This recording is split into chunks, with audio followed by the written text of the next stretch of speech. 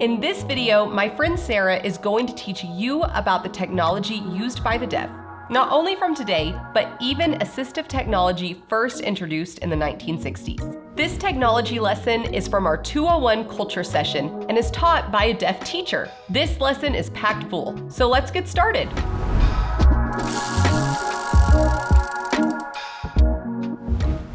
Hello! Welcome back to Deaf Culture for Class 2. Today's topic, technology for the deaf.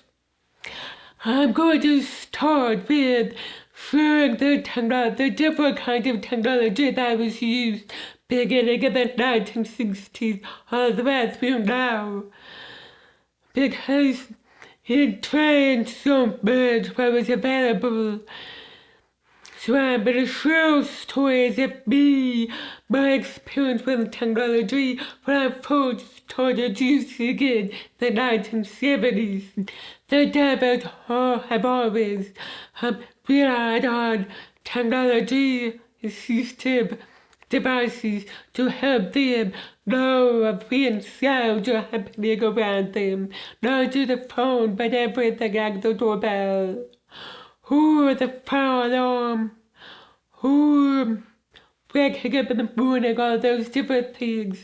I'm going to start with talking about today's which we call the telephone for the deaf. It was like a typewriter type of device. The first one was invented in 1964. It was big, heavy, bulky, thing. Huge, heavy, ugly, brown. And in 1970, my dad bought one for me. And I didn't use it much because the other person I wanted to talk to had the same machine. So my dad had one, my mom had one, and me. Well, I'm 10 years old. I didn't want to talk to my dad or my mom. I want to talk to my friends or boyfriend. So I didn't use my TDY very much because of that reason. So what did I do? My family, my siblings, my sisters mostly, my brother sometimes would talk on the phone for me. They said it was like a three-way, but with my sibling or friend, my best friend would talk to other people for me, especially a guy. Yes, it was awkward. Yes, especially in college when I didn't have my TDY with me. My dad would try to contact me. I was at my boyfriend's or a friend's house, so I would have to call them. Choose my friend or my boyfriend to talk to my dad for me. That was awkward because sometimes my dad would call, say, "So you have an overdraft." We were in college, we would overspend our money. So that was awkward at times. Later in the 1990s, the TDYs got better, they became smaller, more portable, more compact. Easy to stick in a purse.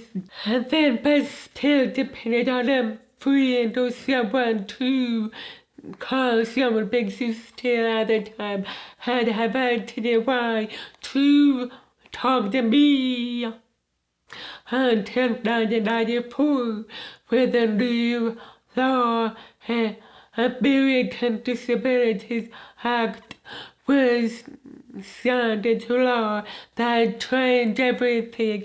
After that law was passed, we had what we call relay service where they had a telephone operators for the deaf where we had to call a 1-800 number and they would relay voice messages for us. That made it so much easier for the deaf people to call hearing people that didn't have a TDY.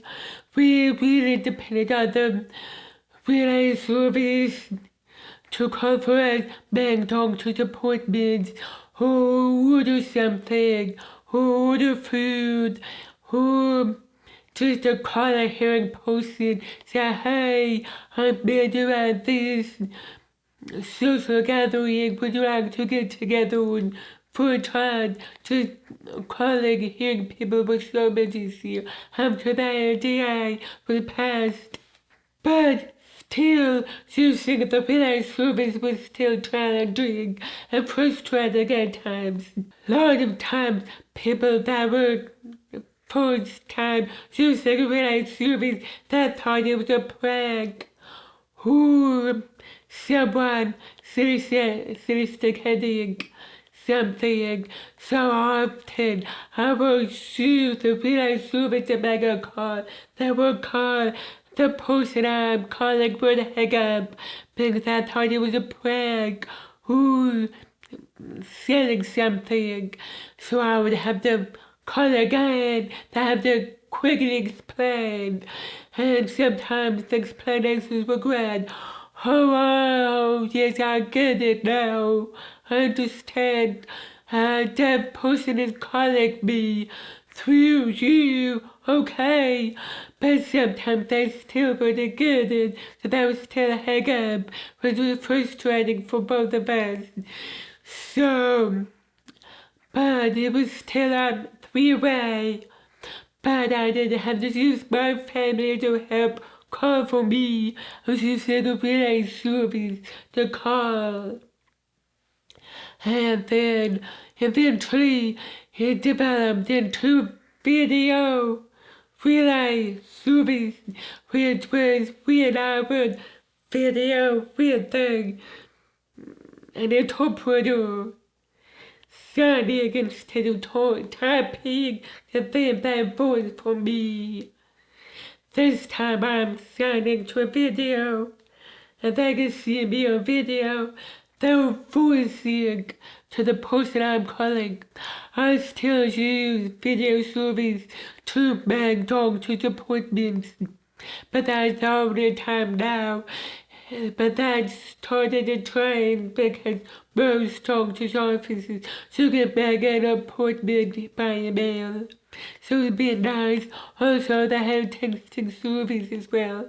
So now, using a video service or a relay service is becoming less common now than before. But still, video relay service is my favorite, and we have different types of video relay. They're called CVRS. You also have sort of phone that you could use for to make video calls through video interpreter tools and CVRS. I don't use apps on my phone for video service, but I know about others that do. By the way, video relay didn't occur until around 2005. So that's when we started the video, but prior to that was the relay service using a TDY. Sarah's technology lesson is one of numerous sessions in our 201 course and our new 401 course that's coming next month. Here is what to expect in our intensive. 3-week online intensive, 12 hours in a live interactive class, multiple teachers, live question and answer sessions, personal feedback, vocabulary video lessons for additional support and repetition, lessons on ASL grammar, voice-off activities to challenge your understanding, homework assignments and exercises to push your skills to the next level, cultural lessons. Yes, culture lessons just like the one you're watching now, quizzes to test your knowledge, and of course, a certificate of completion. And remember, we have a huge discount for those who are annual and lifetime members in our accelerated membership program. Click the link in the description to get all the details. Spots are limited, so reserve your seat. Now, back to technology. Now, around 2000 to 2004, pagers were also used by the deaf to get an email or notification that someone tried to contact us. So we were the call relay service or video service to call the people back. I used the pager for a brief time. So people would email me a message. I was able to email them back. Or just get a phone number. I had to recognize how that's my husband calling me, trying to get in touch with me. So I would go use a phone that I had. I had a portability device. Remember that made him smaller and smaller through the timeline. So by the 2000 I had it was about this big. You open it and you can put a phone on it and I can type. I was able to call my husband back. If he paid me, I would call him back. Then, finally in 2004, texting was invented. Oh, that made contacting people so much easier just to text or email if I didn't have texting. So since 2004, texting has been so much easier. So I'm thinking of all the young, deaf people that never had to go through my experience of young people who just in 40 years old of having to struggle with to devise videos or relay service, video relay service. Just the different ways of technology challenging, growing up with that. So now, so much easier with texting. FaceTime. You can FaceTime with dead people. You get a phone with your friend. Son. So much easier now communicating with other deaf or hearing by or using a video relay or direct FaceTime. Texting direct. It's so nice. So nice. And I look at the young deaf people that never had to struggle like we did. So the different types of phones that started with texting my phone was a BlackBerry phone, texting, emailing. That was so easy. Then I converted to an iPhone.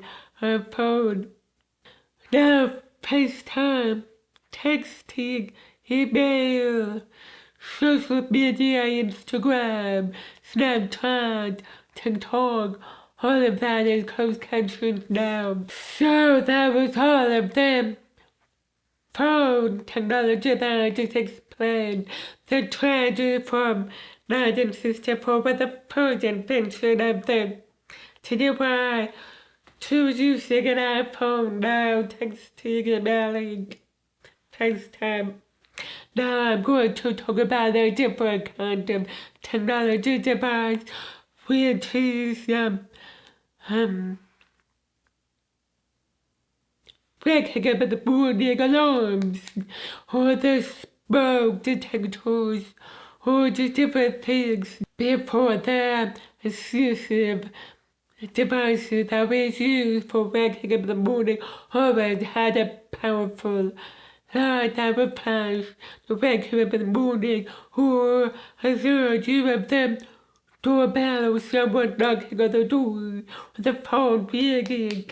So we would have lights that would go on through the house or in the room, depending on where you live.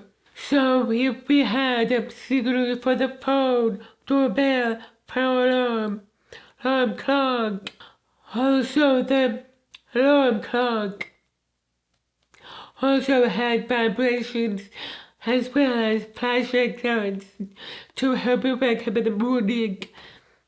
So I had for growing up, I had an alarm clock that would wake me up in the morning. But I was a heavy sleeper, so it did always wake me up in the morning. So my dad would always wake me up in the mornings until I went to college, that I was forced to use the alarm that would flash. But by that time, the lights that would flash became more powerful, so they were more like a strobe. It was awful, awful, the strobe lights. Imagine waking up to that. So I used that to wake me in the mornings, and I had a fire alarm in my room in my college dorm. I had a fire alarm light, but it was only in my room. Ooh, just my room, that was it. They didn't have one in the hallway or in the bathroom in the dorm that we had to use. I do have an experience in my college. Living in the dorm, we had an actual fire in a different part of the dorm, not the part of mine, thankfully, but it was in a different part of the dorm. This time, I was in the bathroom this time. I was taking a shower. So I took long showers. And when I got back to my room, I go in the door. I see the light. Oh, it's the fire alarm. I didn't know if it was a drill or if it was an actual fire. So I get my robe and I leave my room, go down the fire escape. By the way, I live on the third floor, so when I go down to the fire escape, I look down at all the people on the floor. Well, I'm trying to go down the fire escape. My fears like, oh, where were you? I said, I was in the bathroom taking a shower. So I tracked the showers. I said, did you, if you said hello, I didn't hear you. Anyway, that was a learning experience for the RA. After that, if we had another fire alarm, that would always track the shower. But I had to. So anyway, after that, I lived in an apartment. I didn't leave the dorm again after that. So I had a lot for things that was better technology for me than a dorm living. But now, after the passing of ADA, all required to have lights for the power in the hallway and bathrooms. The door, each room in the dorm, each room. I went to, my daughter lived in a dorm, her freshman year. I saw them. I did her room, and the hallway, and the bathroom. So it's nice now that I have that for the young dumb people to that my experience.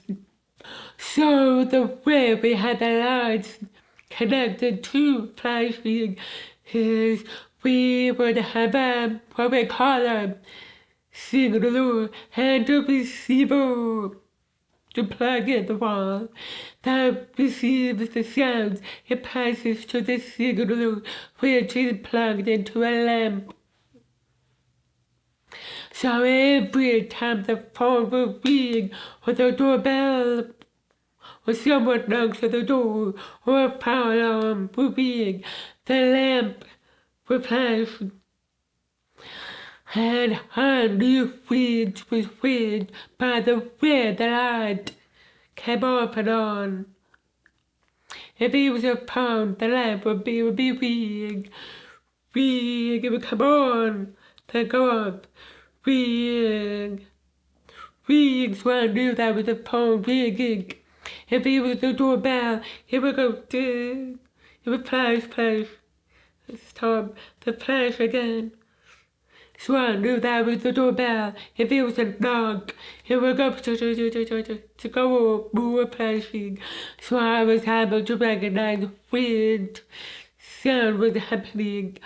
I used the signals throughout my life, even until I had a hearing dog. I'll explain later at the end of this class about my hearing dog. But I want to talk about baby signals. How yes, we have baby signals that alerts the deaf mom or father of the baby crying. We had that when my son was born. We hooked up a baby bought a baby signal and a TV monitor so I can see what's happening.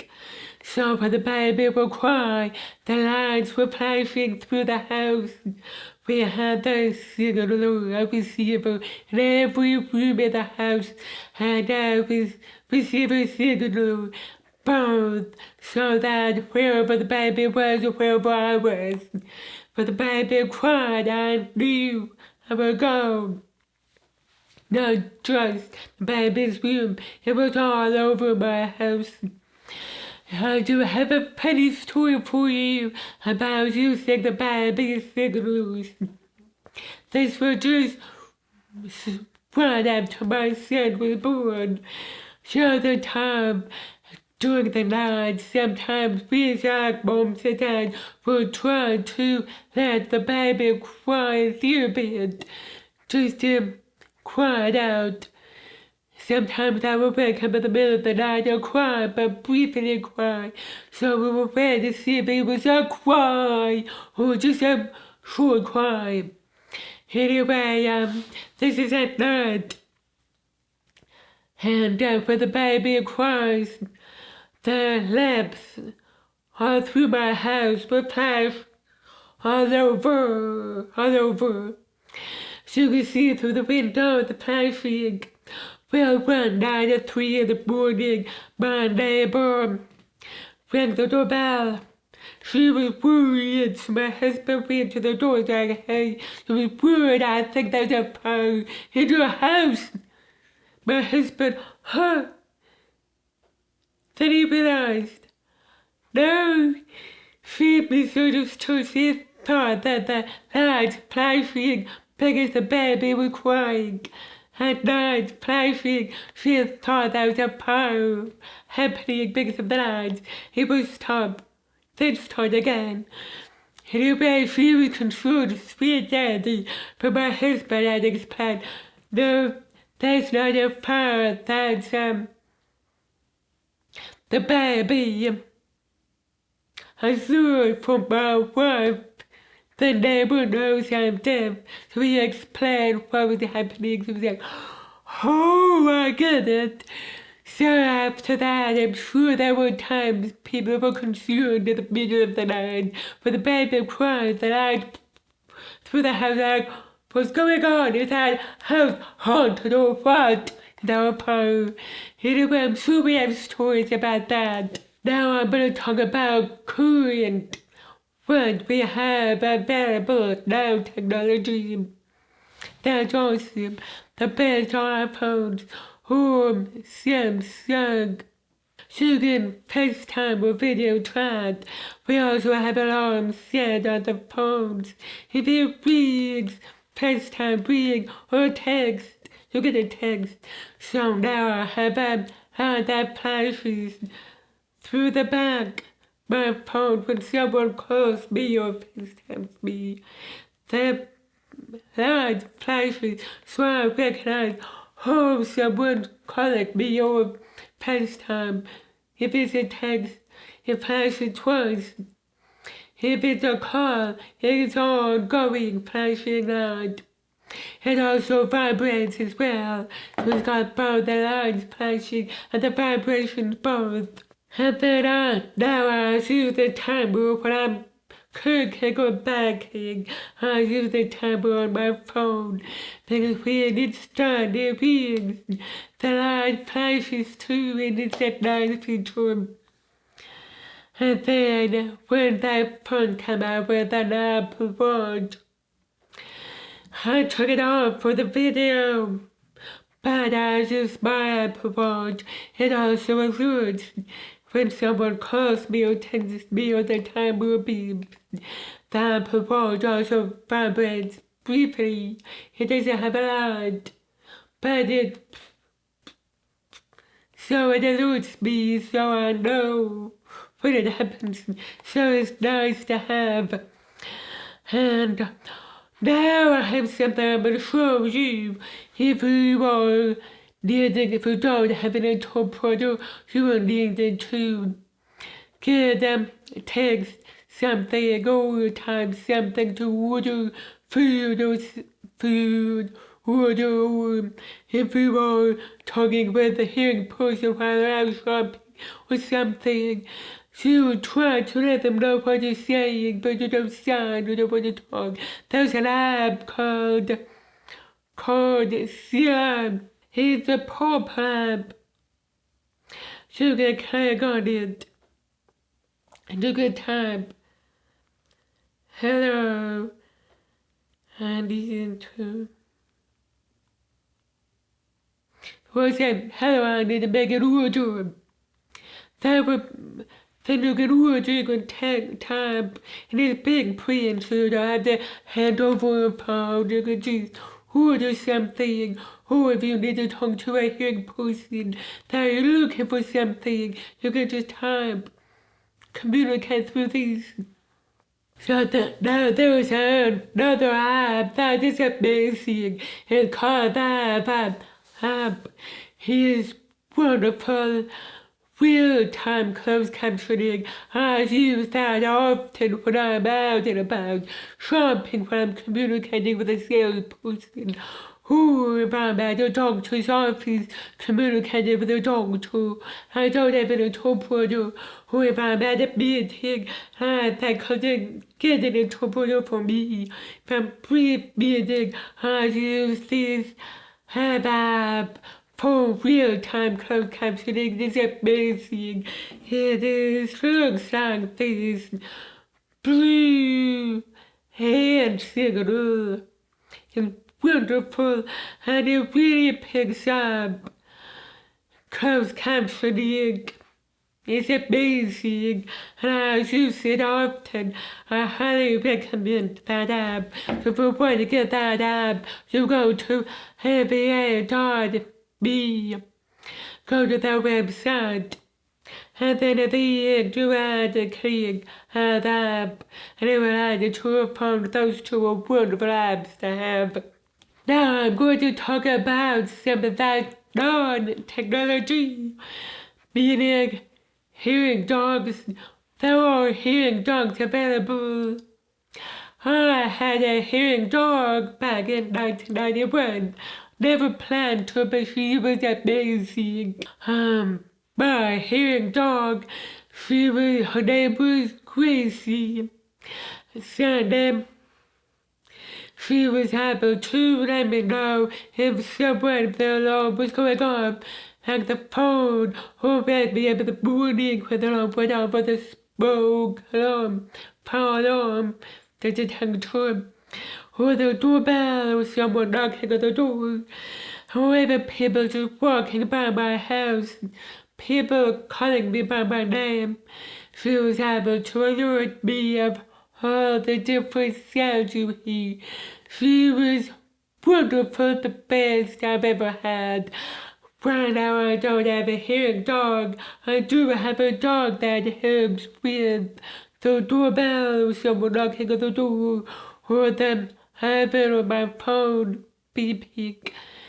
But not a trained hearing dog certified. I don't have one right now, but Gracie was all of that for me. She was amazing and never failed to alert me. The thing with technology, you always have to make sure the batteries are there, where the lights, lamps flashing. Sometimes the battery will die. How will they get the alert? You always have to be on top of battery problems, or if the electricity, where the power was out, something was happening because of a storm, or snow, or ice, a power outage. So you always had to depend on power electricity or batteries. But without hearing dogs, you don't have to depend on those things, which is really nice. So there are many different options of technology for the deaf or assistive devices for the deaf. So, but the point is, now deaf have it so much easier than a long time ago. Okay, thank you.